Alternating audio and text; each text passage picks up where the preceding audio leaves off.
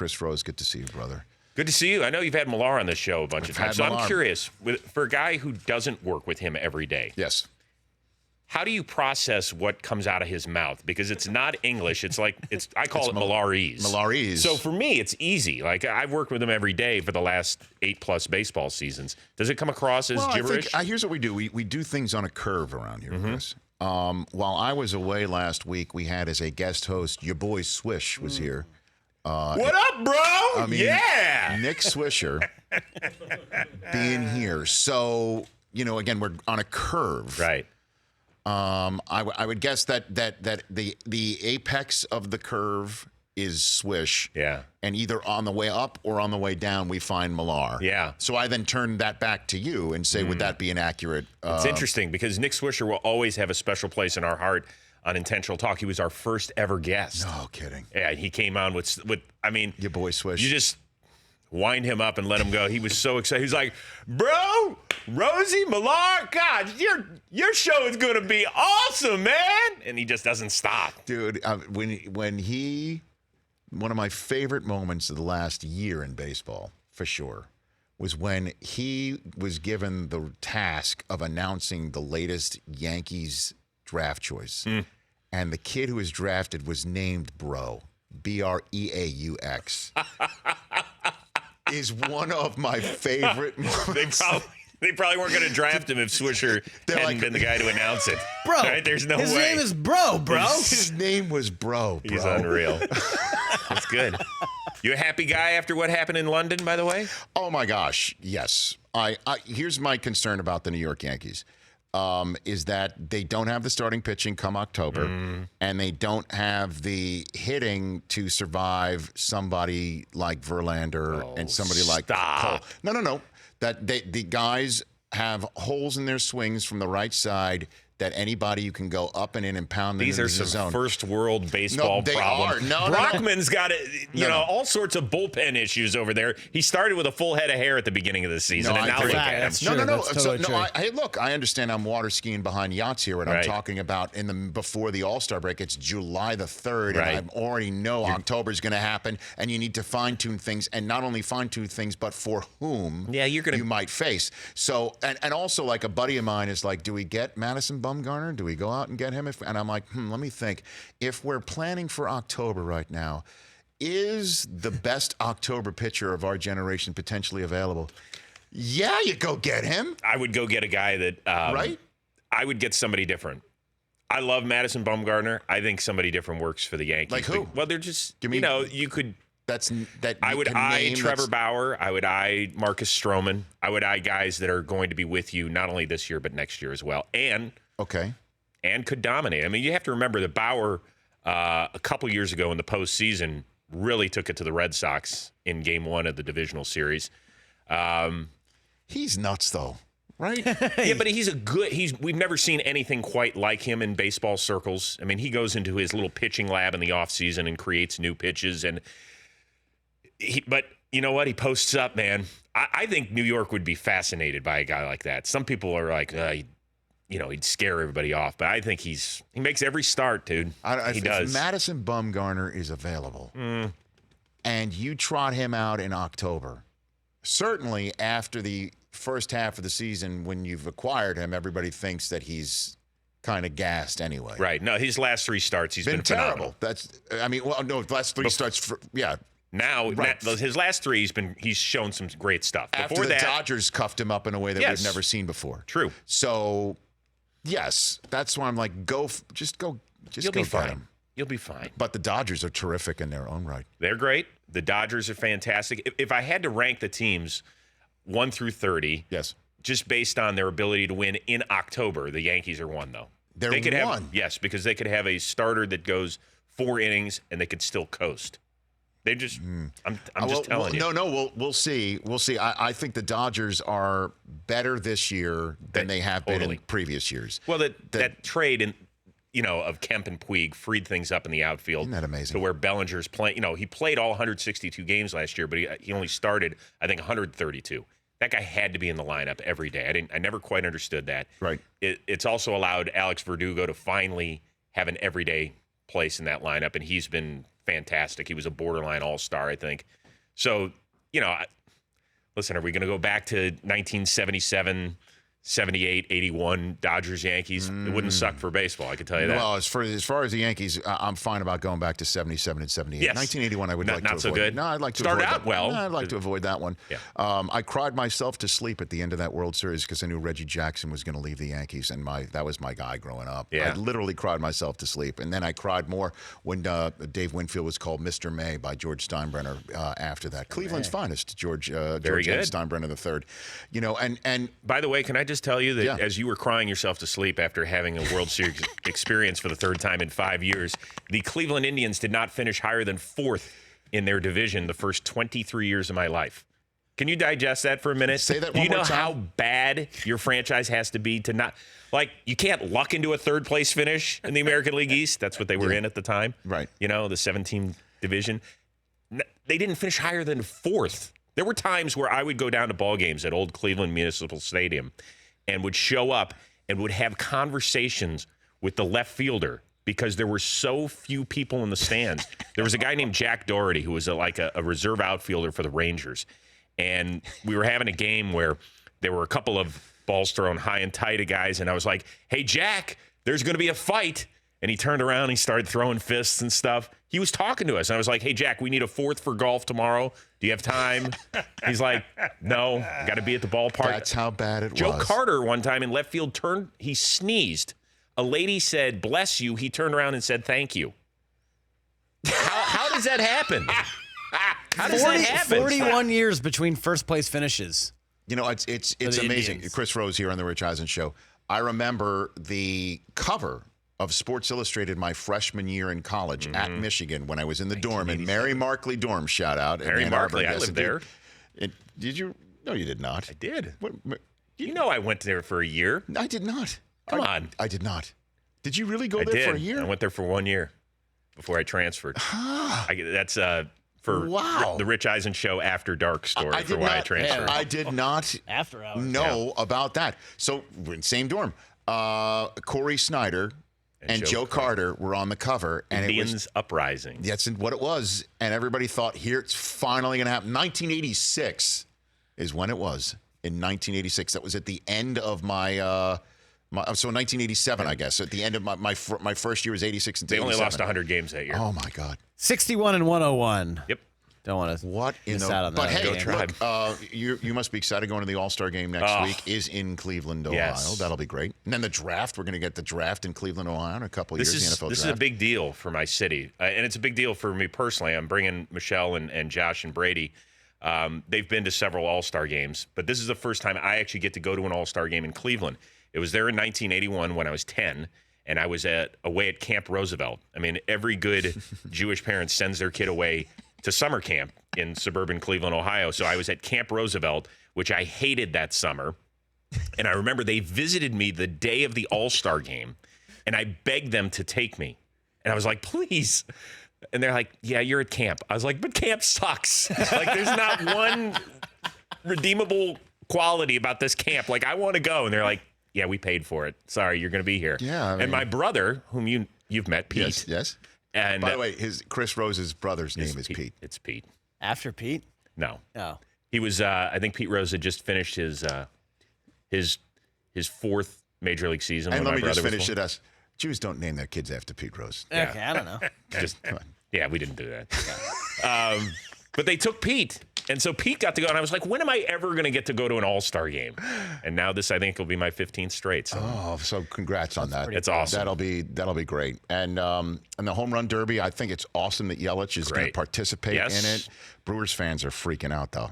They are freaking. And he went out on Twitter and said, hey, everybody just slow your roll. We're going to be fine. Baseball I'm sick and tired of the baseball needs conversation. What does baseball need, Chris Rose? Do they need anything? I actually think the game's in a really good place when you look at the great young talent that we've got out there. I mean, I'm talking about the stars that are under the age of 25. You'll see a few of them in Cleveland next week. I mean, Ronald Acuna Jr., the Braves, is a guy they just inked to a $100 million deal. Right. Even though he had less than a year of service time, and the Braves probably saved themselves between $150 and $200 million. He's that good. Fernando Tatis Jr., who arguably could have made the All-Star team. Of course, his dad is famous for hitting 2 grand slams in an inning. This kid is lights out. He has lights out ability and instincts. He's already scored twice this year from third base on a pop-up to second. Yeah, we saw that the other day. He tagged up from third on a pop-up to second, too. It's crazy. It's unreal. So the game... threw a 94-mile-an-hour seed from the hole the other day. Yeah, it's ridiculous, his talent. So as far as the talent that's on the field and the personalities, hopefully you're seeing that on shows like ours. You know, we're like you guys. We try and talk to the players as though they're human beings. Yes, correct. And they're not just athletes. I love Bregman. It's just, again... we need to hear from more of them. We do, and I actually hear from them. They got to call into more shows like this one, yours. Yeah, and get out there, because once once July 31st hits, once it's it tough. It's football season, and football has more of a national following. There are more people in certain parts of the country that will watch a football game because maybe it's fantasy, maybe it is gambling. I don't know. Right, but. It just, there's no national following for baseball where somebody in Florida is just going to be interested in Brewers versus Mariners interleague game. It's very difficult. And these guys do have star qualities, and I think more and more of them are hopefully breaking down walls on social media. I think that is happening. I think you're going to see it a ton at the Home Run Derby, how much fun they're having. They're bringing their cameras out and their phones during games. And that sort of stuff. And so that is important to continue to grow that brand. And there's no question that improvement needs to be made. But I also don't think that there's a whole, well, what's wrong with baseball sort of deal. I don't think it's as bad off as everybody makes it out to be. I really don't. I would watch the All-Star game and Home Run Derby with my 2 oldest boys, but they're in summer camp. That's right. That away. Nice. There you go. I'm sending my little one away for camp for 2 weeks, and I'm going to be dreading it. I went to camp for, I hear you, years. But enjoy that. Did you go to camp? I did. I Trails End Camp and Camp Loconda, and didn't enjoy much of it. How many years did you go? Oh, God. From 77 through 80-something. Uh-huh. And I do remember where I was in bunk, I forget the bunk number, but I was in my bunk when I learned that Thurman Munson had died. Ugh. And I will never forget that moment. No. Chris Rose here on the Rich Eisen Show. Let's talk Battlebots, man. Yeah, let's do it. Why do you think this show is so damn popular? Well, I think this is going to sound cheesy, but it's a show that the whole family can watch. It's true. Okay, and there's not a lot of those out there. There's shows that'll appeal to younger kids, and the parents want nothing to do with it. There's more adult-type shows, and you don't want your kids watching that sort of stuff. But this is one where there's violence, there's crazy personalities, and things get blown up. I know. Left and right. I mean, things are on fire. Look at this sort of stuff. Like that one bot on the left there, that thing's called Quantum, and it looks like something out of a Terminator movie, right? Right. And it just sinks its teeth into that bot's called Lockjaw. And, these bots have crazy personalities. And TV doesn't do these things justice. These are 250-pound machines. Yes. That their blades sometimes are spinning 250 miles an hour. And Kenny Florian, who's our analyst, the former UFC fighter, awesome dude. We're sitting box side, and so we have stuff that's flying right at our head, several hundred miles an hour. Yeah, that part's not as funny, Rich, actually. Quantum versus Lockjaw. Yes. We're seeing video of it right here. What's your favorite name, a BattleBot name that's come across your ear gate, to use a Michael Irvin phrase? Listen, there's some classic BattleBots out there, like Tombstone. He's the biggest, baddest bot on the block, and the way it sounds is the way it comes out. It is a simple bot where the blade is just nasty and just cuts through stuff all the time. As far as a good name, we saw Duck, which sounds so simple, and it is you're like, Duck, like what type of, really? Yeah. Like that's a BattleBot? Duck the bot? Yeah, like it's so cute and stuff, but that thing is, it's ridiculous. My favorite bot, though, is a thing called Bronco, which flips these robots 20 feet in the air. And it has this hydraulic lift on it that just pops it up. It's crazy stuff. If you've never seen it before, this show has more woe per capita than most. I turn into the Gus Johnson of the robot fighting world for 3 minutes. So if you could just scream at the top of your lungs. Whoa. Yeah, and make this expression, then you're good. Okay, I have a few more minutes left here. Yes. So let's get to it. I will give you the floor on this. The Browns in 2019. Excited or nervous? Wasn't David Njoku right here in this that seat? chair? It might still be indented from his posture. I was going to say yesterday. Yes, this is great. Nervously excited. No, is that good? You mixed them both. That's it. It's I like mean, a soup that eats like a meal. Just pick one. I'm excited. You should be. I'm super excited. Because, again, I don't think this is the football version of Corey Snyder and Joe Carter on the cover of Sports Illustrated. Like, this is legit. Legit. We saw towards the end of last year some legit, forget pulse, like signs of dangerous. When we would watch the games on Sunday, how often would you sit in the back and you're like, Chris Rose, how about those Cleveland Browns? Now, you would mock me for years because we would put the Browns up on our big screen. We have a great viewing situation at NFL Network. You refused to put them up there. Right, because whenever the Browns would go on the big screen in years past, something disastrous would happen, right? Yes.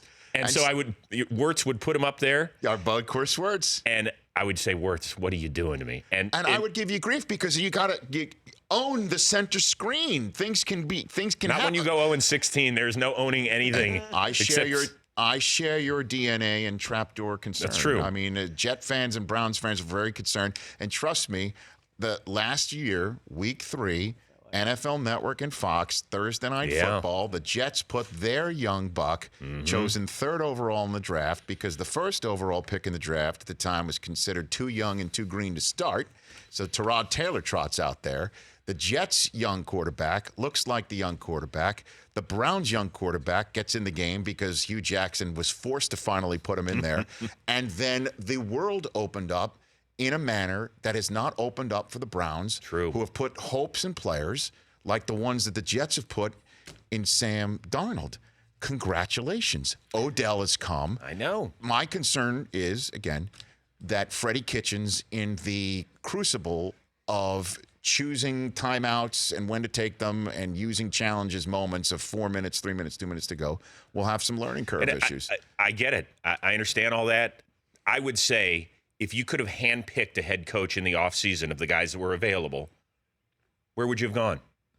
No, I would have stuck with him because he works clearly with Baker Mayfield. Right. He definitely showed that he's got the stripes. So that's the point, is that right. You could have, if you'd taken Mike McCarthy, let's just say, there would have been a whole nother side of detractors that would have said, oh, wait, look what happened with his offense. It got too stale in Green Bay. Right. You're going to go with a guy where maybe the game has passed him by a little. So there would have been that, group of people that wouldn't have been happy. So they have to own this, and there will be some growing pains with him as the head coach. It's inevitable. Every successful season would look like what? That heading into December with a fairly soft schedule going in, which means at Arizona, home against Baltimore, and Cincinnati twice. Yes. That they have 7 wins going into that month. That means that they'll have a real good shot at playing in January. I love that. That's spoken like a true Browns Is that fan. unbelievable? Not like 10-6 and we make the playoffs. No.